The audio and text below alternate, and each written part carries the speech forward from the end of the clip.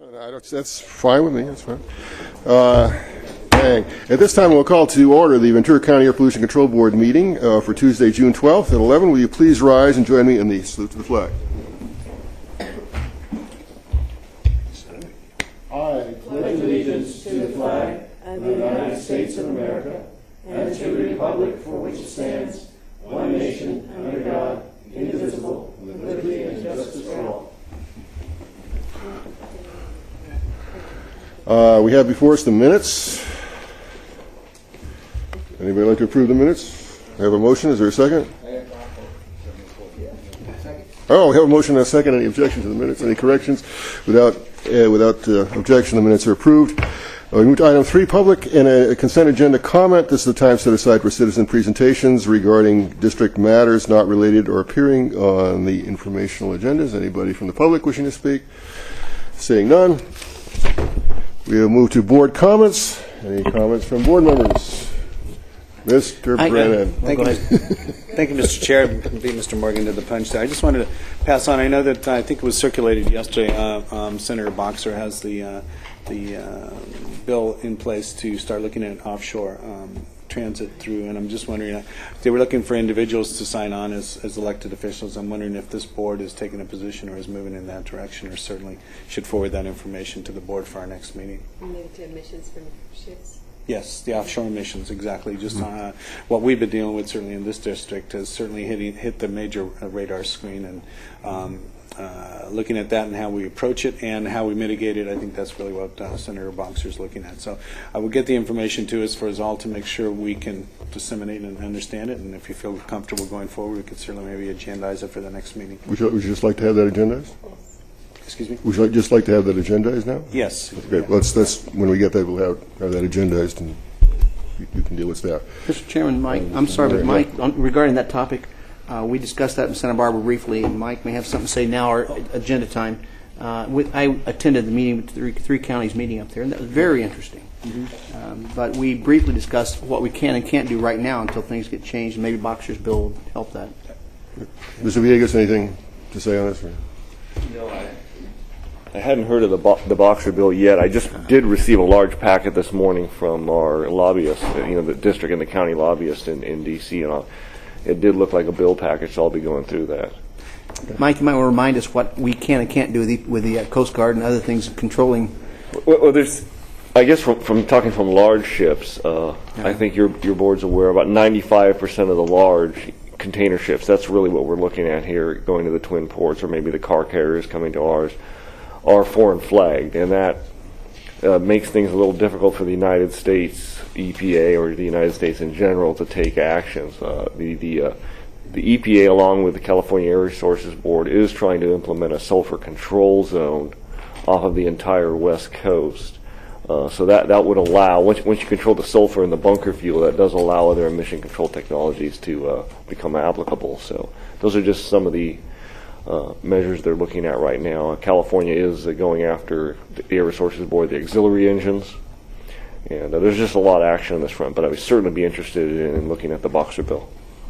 There's also brought up the idea, and we don't know yet, about having, if those that can't meet our standards are coming into port with something to deliver, they would be taken in by natural gas tugs or something like that. We've refitted. Well, we certainly can go with low emission tugs. I think one of the concept, BHP definitely worked the concept of the natural gas tug. However, the Coast Guard had issues with it in our local port. Yeah. So that's something that still needs to be addressed, maybe in a more holistic approach with getting the Coast Guard to the table to understand that. And then Mike and I kind of had the, Councilmember Morgan and I kind of had the discussion afterwards that, when hybrids first came out, there was, fire departments were very concerned about shock potential with the battery pack. But if we were all driving hybrids and someone said, let's drive pure gasoline vehicles, the outcry would probably be deafening. Okay. You're going to carry around 20 gallons of fuel in a, flammable fuel in a sheet metal tank. So it's kind of what you're used to. So I think it's just a learning curve. Certainly a complex issue with many jurisdictions, and let's see what we can learn about it. Mr. Bennett. Thank you. Just next board comment. We're still under board comments here. We adopted our minutes, and I believe our minutes are accurate, but I wanted to point out that the minutes that we have here of about the Carl Moyer preference policy for alternative fuel projects, item 2, well,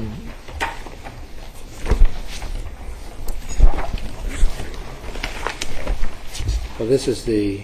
That's in the standing committee. I'm sorry. Okay, good. We're going to be covering that here. All right. We will cover that standing committee. Thank you. Never mind. More board comments. Anybody?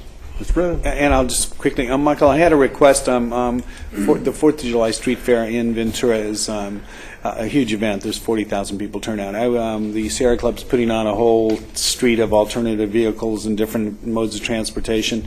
I know they'd sent over a request to your office, or probably looking, and that's a very tough day to staff anything, because really you're asking for, and that's what I explained to those folks. And they were just wondering, is there any, do we have our advisory boards or people like that serve, that perhaps we're able to just send out a note? I can contact you just to see if somebody wants to be there from APCD to represent it. We're going to have some SCAT folks. We're going to have a lot of different. Sierra Club's really going all out. Ed Begley Jr. is going to be there. They're going to have a whole stage and just talk about different ways in transportation. It's a real push. And I explained to her what our budget situation was and our commitment staff-wise. But I'm just wondering if there's perhaps another venue perhaps we could send that information to, see if somebody wanted to volunteer. Actually, my last discussions with the some of the board members from Los Padres, what happened was they wanted to see, actually they were hoping we had an electric vehicle, which we don't anymore, and they wanted someone to take that vehicle out, which we don't. The other thing, it was very difficult for us to get a volunteer to go staff a booth on the 4th, with it falling in the middle of the week this time. I put the emails out, and we just didn't get a volunteer this year. We are going to be providing materials to the Sierra Club that they're going to be from the district. I was going to say, I'm certainly going to be there, so I would be happy to gather up any information if okay, and to make sure certainly we're there. But if there was somebody that was available, I certainly would. And some of it is we've kind of booked in ourselves with some other events, some multi-day events like CB Days that that are actually quite almost just a couple of weeks right before that. And well, thank you. You handled it very volunteers. You handled it very well. I just explained to them about our budgets and what we've been through, just staff-wise and everything else. So I think it got a little bit of traction, but I'll make sure I get the information. Thank you, Mr. Chairman. Any other board comments? Just one. That was a very interesting meeting we attended up there, and we discussed a lot of things about diesel engine, diesel retrofits, and so on, and cooperation we can have with those 3 counties, and making sure that they don't register in one county and work in another. And so I think we've got a good partnership going with the other counties. It seemed to be a good meeting. Additionally, I've run across something that I'm researching right now, and I'll probably bring this back to this board someday. It's a machine that creates electricity and has no exhaust. I saw it. 20,000 watts, only used 3,600. I can't tell you because I've got a little thing I signed that said I won't, but it's coming to 4. They're going to, Google wants to buy into them. All kinds of things happen. An oil company tried to buy them out to get them off the market. But these people are environmentalists and they don't want to. They can make a lot of money, but they want to do something good. But this machine, I watched it. I watched it do it. Now this afternoon, I'm inviting Mike to go with me out to Somas because they're going to bring it up from Malibu Ranch to Somas because there's some people, only about 7 of us watched it because they're being, you have to leave your cell phones, you can't take cameras, you've got to sign documents, all kinds of things. But I saw it work. It had 20,000 it produced, 3,600 it used because it was on a generator. It could be on a battery because with that much going, it recharges the battery. Well, it's supposed to go up to 70,000 today because they have it set up correctly. They're bringing it up here and had time to set it up. And so up to that many watts. So we're going to see something that's fantastic. But we'll bring this report back to you, and maybe we can play a role in, because they want to put their first one here. Because they like me coming and being involved with them and so on. They said, you're right on the main route there, let's put it in Ventura County. And so it's one of those where they've got a car they're developing now, and I can say this because they said it's with a Ford. It's a Ford Explorer that will be all electric, go 400 miles because this new battery concept, this new motor concept. Again, they tried to buy them out. So we've got some good things coming, and as we come along and they want to apply here, come here. We're about 6 months away. This is a prototype today, but the one they're building, it's not huge. And they can build huge stacks in a warehouse, in a parking structure type thing, and be megawatts of electricity from this thing. You might let them know the city of Ventura has a $5 million investment fund for clean energy for companies that want to come in and locate to Ventura. We'd be happy to help them along. That, what you might want to do, and this is where I brought this up, because we have ways of getting grants for these kind of things, to set the first prototype. Because they'd like to have them in several places, because if the cars do come along, that not only will they just come and recharge at these facilities, these things can run neighborhoods, but they will have batteries at one point that you can exchange, so you can keep going, put yours in because you're in the club, or we pay into a membership and keep traveling. So there's a lot of great things. It sounds like they're happening, and I'll keep you abreast of it as much as I can to this point. But I'm looking for those kind of things you're talking about, because if we build the first prototype somewhere, it's not that expensive. They're going to get me the paperwork here soon to the costs and things. But, if I might just jump in, I think it's so appropriate. Last night at the Ventura City Council, we had a presentation on post-peak oil future. And how do you plan a city, and how do you move around, and how do you go through transit and transfer? So I'll pass this over to you, because it's hand in hand with what we need to be doing. This, by the way, is so simple. It just blows your mind at the simplicity of this electric, that generates this. With no electricity, it generates its own. It's independent. It's just amazing. And I saw it, so I can testify to it. Okay, that's all. Thank you, Mr. Chair, Okay. I have three things to mention. One is the article is in the LA Times back on June 1st. South Coast Air Quality Management District proposing a ban on wood-burning fireplaces. So I just bring this to staff's attention. I'm sure that you talk and work closely with them on a variety of things, but it's something that I'd like to know if that goes anywhere. I'm sure this board would too, if it progresses to something that we will be confronted with as a policy question, or I don't know if it's going to go anywhere at all. At this point, the fact that they're non-attainment for a particular matter and the fact that we are attainment is probably the key difference there. Okay, all right. The other one was by December 31st of 2007, per ARB, we need to have reduced toxic diesel particulate matter from our diesel-fueled public agency and utility fleet vehicles. So when I received this notice, I sent it over to GSA, assuming that they're already on top of this, and just wanted to bring it forward to. Absolutely. When those advisories come via email from the state to us, I do forward it to the City-County Coordination Committee. And the appropriate to get out to agencies, the yeah. fleets, yes, Okay. or transit. And then the last one is the possibility of, the proposed rules by DPR, Department of Pesticide Regulation, regarding fumigant air emissions and pesticides and farm chemicals. I've talked with our APC, with our Ag Commissioner, and I know that he's been involved with the statewide discussions on this. I would hope we are too. Yes, we are. Actually, tomorrow I'll be meeting with Mr. Rob Roy and members of the California Strawberry Association on this issue. To talk about that. Okay. Yeah, I just wanted to mention that June 15th is a deadline if anyone wants to get comment letters to the EPA regarding requesting a waiver for the California emissions reduction that we are looking for. And I know our governor supported it, the Board of Supervisors supported it today, but we've got till June 15th. And if we weren't in such a rush to get it to, I would have the APCD consider sending a letter also. But if you want to do it as individuals, you have that opportunity. Yeah, and I'll let you know that CAPCOA is, we're finalizing the letter right now to support the waiver. Wonderful. That's all the air districts together. Any other board comments? Saying none, we'll move on to our next item. There was no closed session today. Item 6 is the public hearing regarding the proposed fiscal year 07-08 pollution control district budget. Mr. Villegas. This is Mike Villegas. I'm the Air Pollution Control Officer. Good morning, still. Chairman Sharkey, members of the board.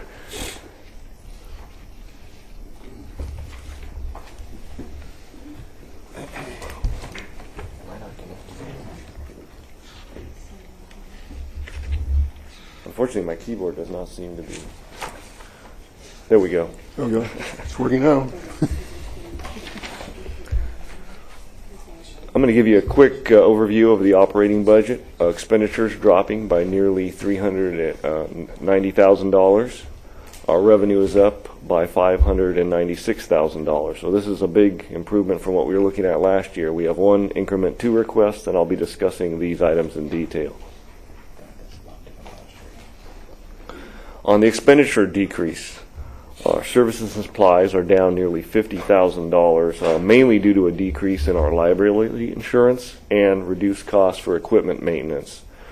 Salaries and employee benefits are down by over $391,000, and this is due to the fact that we eliminated 4 full-time positions. There was 1 monitoring technician, 1 supervising engineer, and 2 senior managers. On the fixed assets, we are seeing an increase of $52,000, and this is because of a need to replace some aging monitoring equipment that is no longer being supported either by the federal government or actually the manufacturers. We continue to scrutinize all our expenditures. For example, the much smaller items such as our travel budget is down again for this year. On the revenue increase side, the state, we worked very hard as a CAPCOA. We have never received adequate funds to implement the Carl Moyer program. We have been doing it using some DMV funds and kind of a mishmash of funds within the district. We'll now be receiving $205,000 to actually administer the program, which is going to be a large help when you look at the amount of effort that goes into the number of contracts, county council review, etc., and the fact that we're now being audited both by the state and Department of Finance on this program. And the other major increase is permit renewal fees up $235,000. Also, Assembly Bill 923, which is the extra $2 in DMV funds to implement the school bus replacement and agricultural engine incentive programs. We're receiving $140,000 to administer those funds now. And actually, this is a 2-year payment, and so we're going to be receiving on an annualized basis $70,000 in the out years. And this should be adequate because especially on the school bus replacement side, there's such large cost items that we don't really have to manage that many contracts with school buses. Agricultural engines can take some time, though. The increment 2 item, once again, it's from Ventura County Transportation Commission. It's $25,000 for the Dial-A-Rope program, and this would be using the district's DMV funds. And this is the amount requested by VCTC. It's a toll-free number where people call in to receive transit information to get from point A to point B. They're still averaging about 3,500 calls per month. And one thing they did update is they're now providing this information via their website, and they're receiving thousands of hits getting transit router information on the website now that they've brought that up. The program is also distributing bus and train schedules and bike maps. One thing that I want you to be aware, especially with these new administration funds coming in for our incentive programs, we're not going to be able to utilize all the DMV funds we collect on internal programs. So if we don't utilize them for this VCTC program, we'd have to pass them through to some other external program. And at this point, from my position, I think as we're seeing ridership grow and public transit from a global warming perspective being more important, I think it's good for the district to be involved in a public transit program. This graph just shows where the money's going. And when you look at this, like I said, we've done everything we can to scrutinize service and supplies. And at 21%, I think we're doing a good job. Fixed assets, minor player. But salary and employee benefits is just over 76% of our total expenditures. Looking at the revenue side, I'd like to talk about the big 3. First up, the DMV fees continue to grow. They're now at 37% of our budget, approximately $2.9 million. Next up, our permit fees at $2.4 million. And this is the one portion of the budget where your board and district we actually have control over the rates there. Next up, our federal grants, the 105 and 103 grants, 105 being the general grant for air quality programs, and 103 being specifically earmarked for our monitoring programs at about $1.3 million. Looking at the miscellaneous revenue, it's a lot larger than it was last year, and this is because this is where we've placed the administration funds for both the Carl Moyer and the AB 923. In the past, it just included minor sources of revenue, such as interest earnings and some of the funds we receive for reviewing environmental impact reports. Looking at the net cost, we're looking at a net cost of $331,000, which is a lot better than the $1.2 million we were looking at last year. And I'd like to point out this does exclude the $300,000 for contingencies, and this is an operating net cost. It does not include the effect of revenue from the pass-through grants. We're proposing to cover this cost from the fund balance, and I'm going to explain in the next slide what the actual structural deficit is, and it's definitely less than $331,000. Currently, the fund balance is at $5 million. The upper bound of the fund balance target is $4 million, for your information. As I said, when you look at the budget, we're seeing a projected net cost of $331,000, and as every year, we budget very conservatively only $100,000 in fines and penalties. We've been averaging over $300,000 per year. This current fiscal year, we're going to be well over $400,000. So, in reality, you'd have to expect an additional $200,000 in fines and penalties, and we certainly have a large case being prosecuted by the Attorney General and the district attorneys on our behalf at this time. So, really, you're probably looking at a structural deficit in the neighborhood of $131,000. I'd also let the standing committee know that we're pursuing a point source inventory fee that would affect the larger facilities in Ventura County. And these are the facilities where we actually, on an annual basis, have to do an equipment by equipment emission inventory and submit this to the EPA and to the State Air Resources Board. And there's a fair amount of work in there. Basically, it eats up about a little more than 3/4 of a staff person. And if we wanted to defray those costs, we would be collecting approximately $110,000, which leaves you with a fairly small structural deficit. So looking at our actual deficit is could be well under $100,000 for the upcoming fiscal year. And I know that's quite a change from what we were looking at last year. Looking at the big picture for the district's financial, our DMV fees continue to increase as more vehicles are registered in the county, and they're certainly paying for all programs related to motor vehicles, and we use those funds to cover planning efforts related to the air quality management plan, certainly the inventory, and our monitoring efforts. You know, if motor vehicles are accounting for 57% of the emissions, we allocate 57% of the cost of running those monitoring stations to motor vehicles. And we're also receiving additional revenue to implement both the Carl Moyer this year and AB 923 programs. One of the challenges there is going to be maximizing the utilization of those funds.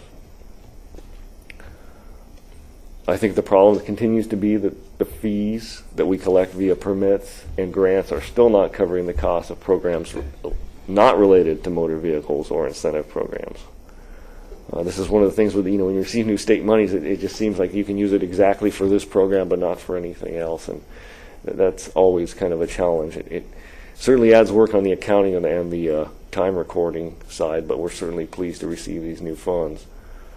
One of the significant improvements in our budget was the fee increase that your board approved in April of this year, coupled with the significant savings we had from the reduction in force. This is why I believe we've had a major turnaround in our budget picture. On the EPA grant side, we're not seeing any significant changes, and I'm happy to say with the new Congress, we seem to have traction on staving off any of the proposed cuts.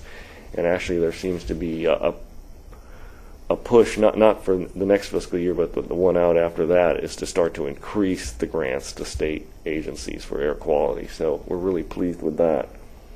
And as a matter of fact, I actually have a couple of letters for the chair to sign to our senators, because there's some issues coming up on the Appropriations Committee that we need to support certainly Senator Feinstein on. So these are our continuing efforts to secure federal funding. Subvention is level at $200,000. ARB actually, since in the past we worked very hard via CAPCO, all the districts together, to get an increase in subvention through the legislature, only to be blue-lined by the governor's office. So this year we took the approach of getting it in the governor's budget and worked with the Air Resources Board. They proposed an increase in subvention for all the air districts. Unfortunately, the governor blue-lined it again, so it didn't appear in the governor's budget. As I said, we're going to be working from a fiscal standpoint to make sure that we maximize the use as appropriate of all the funds we're receiving to manage our incentive programs. We're looking at a more modest fee increases in the future, and I have to say, I think it's something your board heard at the April meeting, is that the regulated community is starting to understand that air districts were a mandated program and we're going to be around. And they realize that as federal support and state support levels off or slightly decreases, certainly when you consider inflation, it's slightly decreasing, the regulated community is going to be responsible for the cost of these programs. I think they're pleased with the fairness of the district, the level of service they see in permitting, and like I said, I think that's what you heard at your April meeting with the fee increase. Once again, retirement contribution rates did increase, and we're not expecting them to significantly decrease. We're expecting them to either stay at this level or have a very slight decrease in the future, and that's how we're projecting things out into the future. With our reduction in force, we actually saw a small decrease in the district's total contribution. It would have been larger if there wasn't the rate increase, of course. And right now, it looks like we're on the path for a balanced budget in fiscal year 08-09. And last up is your board's requested a kind of a projection out 5 years, and you can see 07-08 we're approximately $1 million over the top end of our fund balance target, and the red line is if we don't increase fees, and the blue line is a series of 3-8% fee increases, and as you can see, that would carry us out to the foreseeable future. But certainly, I don't believe in you really can't with these kind of budget projections really look past a year or two into the future. But it does look a whole lot better than what we were looking at this time last year. That's all I have. I'll be happy to answer questions. Questions from the board, Mr. Morgan?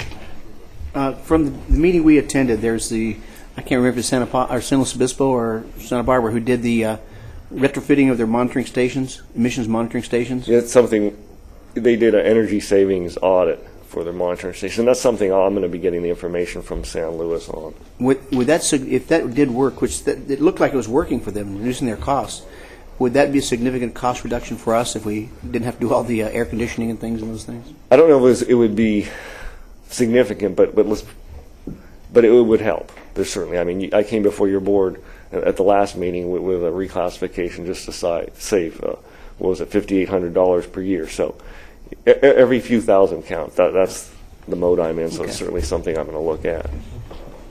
Mr. Brennan. Thank you, Mr. Chair. Mike, on the prior point there, this is a question goes to what programs do we have not related to motor vehicles and incentive programs? Well kind of our core program. our permitting, certainly, our rule development, planning related to stationary source control measures, enforcement, which is a major component of the district, and just pure staff, and our monitoring that's related to stationary source emissions. So really our core programs for gotcha. Being the stationary source regulators. But we're getting a lot closer. And when you look back a few years, we were looking at, we were in that 27, 28% where we were permit fees in total of our budget. Now we're at 31, and I think that we're heading to a more appropriate level. When you look at their air districts, they're more in about the 40 to 50% range of permit fees as a source of their revenue. So.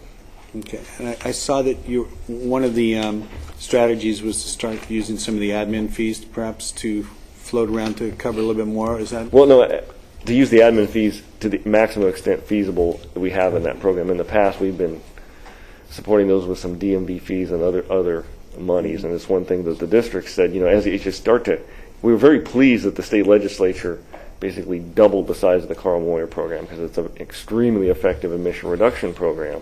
And it's well received, certainly, by the regulated community and the fishermen, etc. but the cost to implement, we're going to be coming to your board to replace 33 ag pumps in 2 weeks, and that's a significant number of contracts that we're putting out, and we need to go out and not only, we need to see that they, we need to inspect them before and after, we need to make sure they destroy the old equipment, etc. And you know, it's a lot of staff time that we were basically eating the cost on before, and now at least we have funds to administer that program. By the way, for Thank those who are not aware, on these old ag pump diesel engines, and I didn't know that until I went to this meeting, but they have put holes in those motors to make sure they're not reused. So it's, I know what he's talking about now, the going out and observing. Little JV Weld. Any other questions of staff? I don't have a question. Yes, please. I guess I'd like to make a point. I don't know whether we can sort of conceptually do that, but if you take a look at our fund balance projection there, you know, over the years, you know, we've talked about this $3 million to $4 million range is where we wanted to have our reserves, but over the years, a fixed number, $3 million, is going to be a smaller percentage of our budget. Well, it's the percentage. Okay. It's based on months. It's 4 to 6 months of our. Okay, as you can see, great. it slightly creeps up over time. Great. Okay. So it is 4 to 6. Okay. Good. The other point that I wanted to make is that we are still a county that is not in compliance, haven't been able to meet our rules, and so I just would encourage us to err on the side of probably sticking with the blue line and making sure that we're conservative so that we don't get caught suddenly with layoffs, et cetera, maybe at a time when we really have some air pollution control issues, because time is starting to become more and more critical as we haven't gotten there yet and the federal government deadlines start to kick in. So just conceptually, I would hope that we lean towards the blue line versus the red line in terms of the long run, and I very much appreciate your saying realistically we can't go too far out, but if we're going to err, I think we ought to err on the conservative side there in terms of our budget. That's certainly my plan. All right. And, Great. and you're exactly right. It's going to be quite a challenge for the district to attain the current federal 8-hour standard, probably in the time frame of 2017, and that was kind of my goal before I wanted to do that before I leave. Everyone, I know Dick Bolton wanted to get that first one, and EPA is actually going to propose a new air quality standard, potentially more stringent, later this month. And So as we, as we move forward here, this is the public hearing on the budget. I guess conceptually, I'm asking whether the board's going to be comfortable just as we adopt the budget, conceptually committing, and that's only conceptually committing because it's going to vary, but conceptually committing to the conservative position because we are not in attainment and we've got real challenges trying to get there. Well, we're looking at the fee increases, which give us the blue line condition, which is just exactly what you're saying. So Right. I don't know if anybody's going to object to that. Okay. If I may, I just wanted to compliment you. Obviously, this is a very, bare bones budget, and it is different than last year in that we're able to get some more cuts as well as actually some revenue coming in. But I do compliment you on the budget. There's no fat in it at all, and of course there couldn't be, but it's a good job. I want to thank my staff. We significantly dropped in. We were at 63 when I was appointed to this position, not quite at 5 years ago. So we're down at 53, and it's been difficult for us. And there's some people over there that really have stepped up. They get the work done. They keep their chins up.